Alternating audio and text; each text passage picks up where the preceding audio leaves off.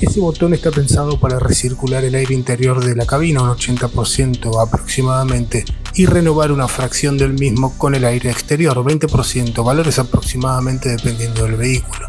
Esto favorece principalmente la conservación de la pureza del aire interior que siempre pasa por el filtro de aire, al ahorro de energía para mantener una temperatura en particular, y por lo mismo suele usarse siempre con aire acondicionado, encendido y en automático, de forma que sea el mismo vehículo quien determine si calentar o enfriar el aire dependiendo de las condiciones climáticas. En general se debe colocar entre 19 y 23 grados dependiendo del gusto personal. Es recomendable tenerlo siempre encendido, salvo transportes a personas enfermas o resfriadas o que quieras renovar el aire interior por malos olores. ¿En qué momento se aconseja usar el botón? Lo normal es que solo desees presionar el botón de recirculación de aire en verano.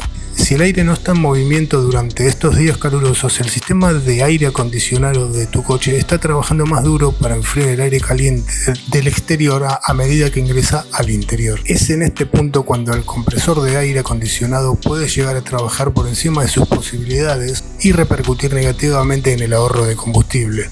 En los meses más fríos del invierno básicamente querrás olvidar que incluso existe el botón de recirculación de aire. Si lo utilizás cuando hace frío afuera, estarás atrapando la humedad externa dentro del coche, lo que puede conducir a ventanas empañadas.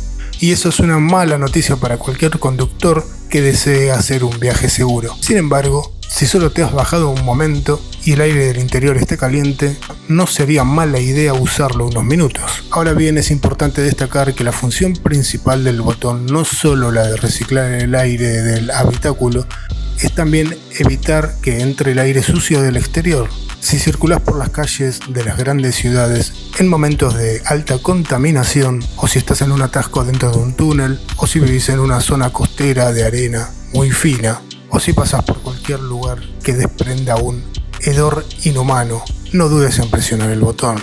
Eso sí, tampoco hay que abusar de él. De hecho, es recomendable no usar el botón de recirculación de aire más de 10 minutos, ya que puede crear condensación en las lunas del coche, especialmente en invierno. Por otro lado, en el momento que ese aire ha circulado muchas veces por el mismo sitio, puede provocar somnolencia, reduciendo la concentración y los reflejos del conductor.